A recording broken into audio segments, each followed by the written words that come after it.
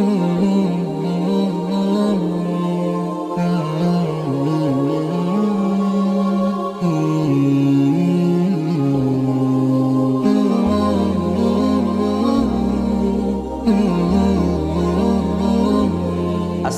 আলাইকুম ওয়া রাহমাতুল্লাহি ওয়া বারাকাতুহু।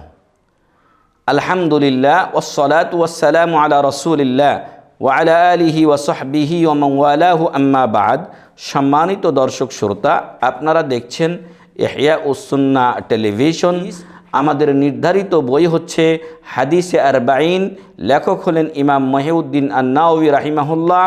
আজকে আমাদের হাদিস নাম্বার 12, পর্ব নাম্বার 13। আজকের এই পর্বে আমরা আপনাদের সামনে যে বিষয় নিয়ে আলোচনা করব সেটি হচ্ছে হুসনু ইসলামিল মার। কোনো ব্যক্তির ইসলামটা সৌন্দর্যমণ্ডিত হওয়া, সুন্দর হওয়ার উপায় কি সে সম্পর্কে আলোচনা করা হবে ইনশাআল্লাহ।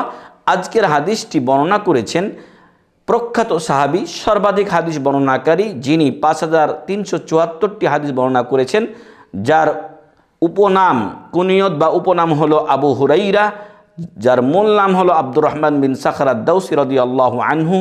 সেই প্রখ্যাত সাহাবী, সর্বাধিক হাদিস বর্ণনাকারী আবু হুরাইরা রাদিয়াল্লাহু আনহু বলছেন, ক্বালা ক্বালা রাসূলুল্লাহ সাল্লাল্লাহু আলাইহি ওয়াসাল্লাম, রাসূল সাল্লাল্লাহু আলাইহি ওয়াসাল্লাম বলেছেন, মিন হুসনি ইসলামিল মারই তারকুহু মা লা ইয়ানি। মিন হুসনি ইসলামিল মারই তারকুহু মা লা ইয়ানি। কোনো ব্যক্তির ইসলাম সৌন্দর্য হওয়ার, সৌন্দর্যমণ্ডিত হওয়ার, সুন্দর হওয়ার অন্যতম আলামত হলো, অন্যতম উপায় হলো, অন্যতম পদ্ধতি হলো তারকুহু মা লা ইয়ানিহি, তার পরিহার করা যা তার নিজের কাজে লাগে না। কোনো ব্যক্তি যদি তার ইসলামকে সুন্দর করতে চায় তাহলে অপ্রয়োজনীয় কথাবার্তা এবং গীবত, পরনিন্দা, পরচর্চা এগুলো তাকে পরিহার করতে হবে। তাহলে তার ইসলামটা কি হবে? সুন্দর হবে। কিন্তু দুঃখজনক হলেও সত্য যে আজকে আমরা এ পথে অধিকাংশ মানুষ চলতে পারি না। আমরা অন্যের বিষয় নিয়ে নাক গলাই, কিন্তু নিজের কল্যাণকে আমরা ভুলে যাই। অনেক সময় আমরা অন্যকে নিয়ে ব্যস্ত থাকি, কিন্তু আমরা আমাদের নিজের নেকিগুলো খুইয়ে ফেলি। যেমনভাবে আগুনে, এই লাকড়ির মাঝে আগুন ধরিয়ে দিলে লাকড়ি নিঃস্ব হয়ে যায়, ভস্মীভূত হয়ে যায়, নিঃশেষ হয়ে যায়। ওই রকম অনেক সময় আমরা অন্যের দোষ ত্রুটি নিয়ে চর্চা করতে করতে গীবত, পরনিন্দায় আমরা মেতে উঠি এবং আমাদের নেকিগুলো আস্তে আস্তে চলে যায়। তাই আল্লাহ রসুল সাল্লাল্লাহু আলাইহি ওয়াসাল্লাম একদিন সাহাবাদেরকে জিজ্ঞাসা করলেন যে, আতাদরুনা মানিল মুফলিস, তোমরা কি জানো নিঃস্ব ব্যক্তি কে? সাহাবা ইকরাম রাদিয়াল্লাহু আনহুম আজমাইন বললেন যে, নিঃস্ব ব্যক্তি হলো সে যে কি, যার কোনো টাকা পয়সা নেই। রাসূল সাল্লাল্লাহু আলাইহি ওয়াসাল্লাম বললেন, আসলে সে নিঃস্ব নয়, বরং আসল নিঃস্ব হলো সেই ব্যক্তি যে কিয়ামতের দিন অনেক নেকি নিয়ে আসবে, কিন্তু ওয়াকাদ দারাবা হাযা ওয়া শাতামা হাযা ওয়া আকালা মালা হাযা, একে মেরেছে, ওকে গালি দিয়েছে, ওকে ওর মাল খেয়েছে, অন্যায়ভাবে ভক্ষণ করেছে। ফলে প্রত্যেককেই তার নেকি থেকে পাওনা পরিশোধ করতে হবে। এরপরও যখন পাওনাদারের পাওনা শেষ হবে না, তখন ওদের গুনাহগুলি এর উপরে চাপিয়ে দেওয়া হবে, তাদের পাওনা পরিমাণ।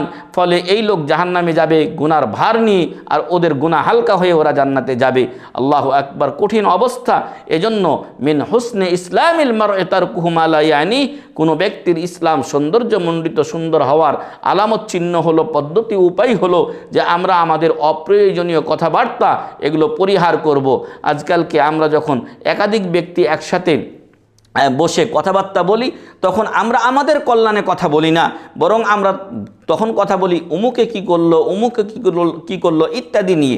মনে হচ্ছে যেন এক একটা চায়ের স্টল অথবা এক একটা মজলিস, এক একটা বুদ্ধিজীবীদের আড্ডা, কিন্তু আসলে এটা শয়তানের আড্ডায় পরিণত হয়ে যায়। এগুলো গীবত, পরনিন্দার মজলিসে পরিণত হয়ে যায়। আল্লাহ রাসূল সাল্লাল্লাহু আলাইহি ওয়াসাল্লাম তিনি একদিন বললেন, আতাদরুনা মানিল গীবা মাল গীবা, তোমরা কি জানো যে গীবত, পরনিন্দা, পরচর্চা কি? রাসূল সাল্লাল্লাহু আলাইহি ওয়াসাল্লাম, সাহাবারা বললেন, আল্লাহু রাসূল আলাম। তিনি বললেন, যিকরুকা আখাকা বিমা ইয়াকরাহ, তোমার ভাইয়ের ব্যাপারে এমন কথা নিয়ে তোমার ব্যস্ত থাকা বা বলা উচ্চারণ করা যা সে অপছন্দ করে। একজন সাহাবী বললেন যে ওই গুণটা যদি আমার ভাইয়ের মধ্যে থাকে তাহলে আমি সেটা আপনি ভেবে দেখেছেন কি? রাসূল সাল্লাল্লাহু আলাইহি ওয়াসাল্লাম বললেন যদি গুণটা বা দোষটা তার ভিতরে থাকে তাহলে এটা হবে গীবত, আর যদি না থাকে তাহলে সেটা হবে বহতান, অপবাদ, যেটা আরও মারাত্মক অপরাধ। তো সম্মানিত দর্শক শ্রোতা, আসুন আমরা আমাদের ইসলামকে সুন্দর করি। আমাদের জন্য যেটা লায়ক নয়, উপযোগী নয়, সেই কার্যাবলীগুলো, সেই কথাগুলো আমরা পরিহার করি এবং আমরা আমাদের নিজেদেরকে নিয়ে, আমাদের পরকাল নিয়ে ভাবি, অন্যকে নিয়ে চিন্তা না করে আমি আমার আখিরাতকে আগে সুন্দর করার চেষ্টা করি। মহান রব্বুল আলামিন আমাদেরকে সে তৌফিক দান করুন, আল্লাহুম্মা আমিন। আল্লাহ তাআলা আমাদের ইহলৌকিক পারলৌকিক জীবন মঙ্গলময় করুন, কল্যাণকর করুন, আল্লাহুম্মা আমিন। এবং আমাদেরকে ইসলাম ও ঈমান ইহসান এগুলো সঠিকভাবে পালন করার তৌফিক দান করুন। আর এই আহ্বান নিয়েই আমাদের ইহইয়াউস সুন্নাহ টেলিভিশন চালু হয়েছে। আপনাদেরকে আমরা নিয়মিত আমাদের এই টেলিভিশন দেখার জন্য আহ্বান করছি, দাওয়াত দিচ্ছি। আপনারা ইনশাআল্লাহ আমাদের ধারাবাহিক আলোচনাগুলো শুনবেন এবং দেখবেন। আমাদের স্লোগান হচ্ছে ঐক্যের পথে সুন্নাহর সাথে অবিরাম পথ চলা। এ আশাই আমরা ইহইয়াউস সুন্নাহ টেলিভিশন কর্তৃপক্ষ আপনাদের সবাইকে ধন্যবাদ জানিয়ে আজকের এই আলোচনা এখানে শেষ করছি। ওমা আলাইনা ইল্লাল বালাগ ওয়া সাল্লাল্লাহু আলা নবিয়্যিনা মুহাম্মদ ওয়া আলা আলিহি ওয়া সাহবিহি আজমাইন। ওয়াসসালামু আলাইকুম ওয়া রাহমাতুল্লাহি ওয়া বারাকাতুহু।